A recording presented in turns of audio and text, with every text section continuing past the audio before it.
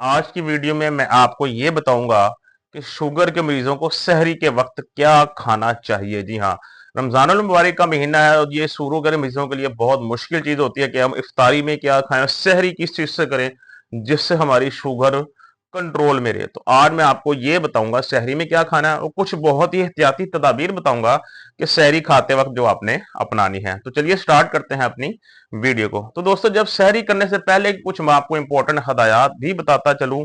एक तो आपने सहरी के दौरान और अफ्तार के वक्त अपनी मेडिसिन के टाइम को बड़े अच्छे अंदाज में एडजस्ट करना पड़ेगा, क्योंकि रमजान के अंदर जहर है, अगर आप रोजा रख रहे हैं तो एक सहरी का वक्त है, उसके बाद दरमियान में आपको फास्टिंग करनी है और उसके बाद इफ्तार का वक्त है। तो अपनी डॉक्टर्स के प्रिस्क्रिप्शन के मुताबिक अपनी एक तो इस मेडिसिन को एडजस्ट करवाना पड़ेगा आपको, अगर आप इस्तेमाल करते हैं। दूसरा, सहरी की बात करें तो कुछ मैं आपको ऑप्शंस बताता हूं जो आपको सहरी के वक्त खाना चाहिए। सबसे पहली बात तो यह कि आपने रोटी अगर खानी हो, सहरी में ज्यादातर पराठों का इस्तेमाल होता है या नान वगैरह का। तो पराठों की अगर बात करें, अगर आप पराठा खाना चाहते हैं, हमेशा याद रखिएगा आपने एक तो गंदुम का नहीं खाना, क्योंकि गंदुम का पराठा खाएंगे तो वो आपकी सहरी के बाद शुगर लेवल हाई रहेगा और मेडिसिन तो आप खा नहीं सकेंगे, तो मुश्किल होगी।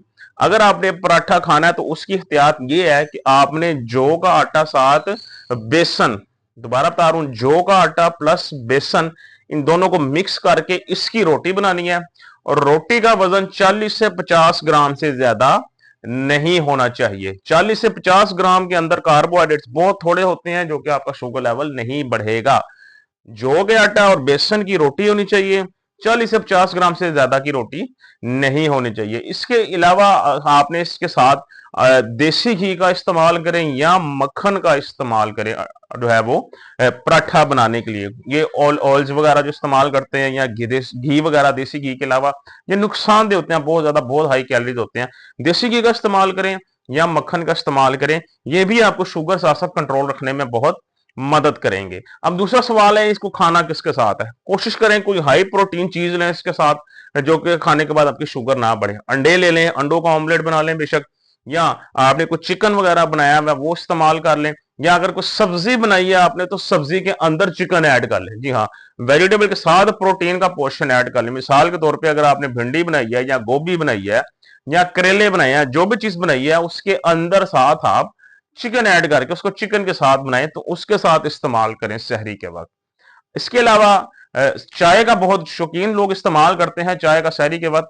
कोशिश करें चाय का इस्तेमाल ना करें। एक छोटा जो है ना बाउल लेकर, छोटी प्याली लेकर उसके अंदर दही डालें, दही का इस्तेमाल करें। दही का एक तो फायदा ये होता है कि खाने के बाद आपकी शुगर कंट्रोल रखता है, बढ़ने से रोकता है।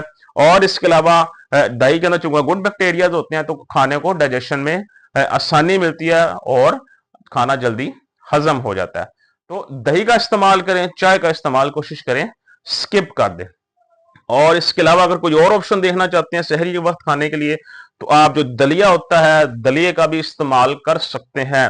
लेकिन अगर आपने दलिया बनाना है उसके अंदर आपको कुछ ड्राई फ्रूट ऐड करने पड़ेंगे। 1 से 2 अखरोट ऐड करने हैं आपने, 4 से 5 बादाम ऐड करने हैं आपने, और जो सिनेमन पाउडर होता है, दालचीनी का जो पाउडर होता है थोड़ा सा, वो बेशक मिक्स कर लें अंदर, और साथ चिया सीड मिक्स करके इस तरीके के साथ आप दलिया खाएं। क्योंकि जब ये नट्स या ड्राई फ्रूट्स के अंदर ऐड करेंगे तो गुड फैट्स आपको यहां से मिलेंगे, बादाम के अंदर से प्रोटीन मिलता है आपको।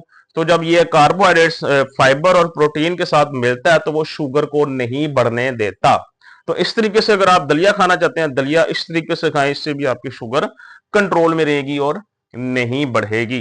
ये तो आपका हो गया सहरी का। एहतियातें जो बहुत जरूरी है वो तो ये कि नान का एक तो आपने इस्तेमाल बिल्कुल भी नहीं करना सहरी के वक्त। जो बाजारी तंदूरी रोटी या तंदूरी नान, दोनों में से किसी का इस्तेमाल नहीं करना, दोनों शुगर बढ़ाते हैं, आपको फास्टिंग में मसला होगा। दूसरी एहतियात ये करनी है, लोग सहरी करते फौरन बाद लेट जाते हैं सोने के लिए, यह बहुत बड़ी मिस्टेक है। देखें, अगर खाना जल्दी हजम नहीं होगा तो शुगर बढ़ती रहेगी, खाना स्टमक में पड़ा रहेगा। इसका तरीकेकार ये होता है कि खाने के बाद कम से कम 20 मिनट अपने घर के अंदर छत पे, अगर आपका टीवी लॉन्च बना हुआ है, टीवी लॉन्च के अंदर हल्के कदमों से जो है वो चहलकदमी करें। मैं नहीं कह रहा कि तेज भागें या दौड़ शुरू कर दें या तेज से चलें, ऐसा नहीं है। आहिस्ता आहिस्ता कदमों से चहलकदमी करें कम से कम 20 मिनट। उसका फायदा ये होगा कि डाइजेशन का, निजाम हाजमा का जो एक निजाम है, प्रोसेस है, वो तेज हो जाएगा और खाना मैदे में पड़े रहने की बजाय जल्दी हजम हो जाएगा उसका फायदा ये होगा कि जब आप सोते हैं तो सोने के दौरान आपकी शुगर लेवल नहीं बढ़ेगी। सो ये कुछ एहतियाती तदाबीर हैं जो आपने साथ अपनानी है। अगर आप फ्रूट का इस्तेमाल करना चाहते हैं सहरी में, तो आप दही के साथ फ्रूट भी ले सकते हैं, या दही के अंदर के फ्रूट डाल के या साथ नट्स वगैरह डालकर आप उसको भी इस्तेमाल कर सकते हैं। लेकिन अगर कोई हजरात ऐसे हैं बड़ी उम्र के, या कोई जो फास्टिंग नहीं कर सकते, या जिनका शुगर लेवल बहुत ज्यादा ऊपर नीचे हो जाता है, उनको बाद में जो अनफॉर्चुनेटली बदकिस्मती से पानी पीना पड़ता है या इस तरह कोई मसला करना पड़ता है, वो डॉक्टर से रिकमेंडेशन लें। अगर वो कहते हैं कि आप अभी रोजा ना रखें, तो वो अपनी सेहत का पहले ख्याल करें। तो ये था सहरी का मेन्यू। इसको इस तरीके से इस एहतियात के साथ आप लोग सहरी कर सकते हैं। इफ्तार के वक्त क्या खा सकते हैं आप, क्या खाना है आपने जिससे इफ्तारी के बाद भी शुगर ना बढ़े, उसकी वीडियो इंशाल्लाह मैं कल अपलोड करूंगा।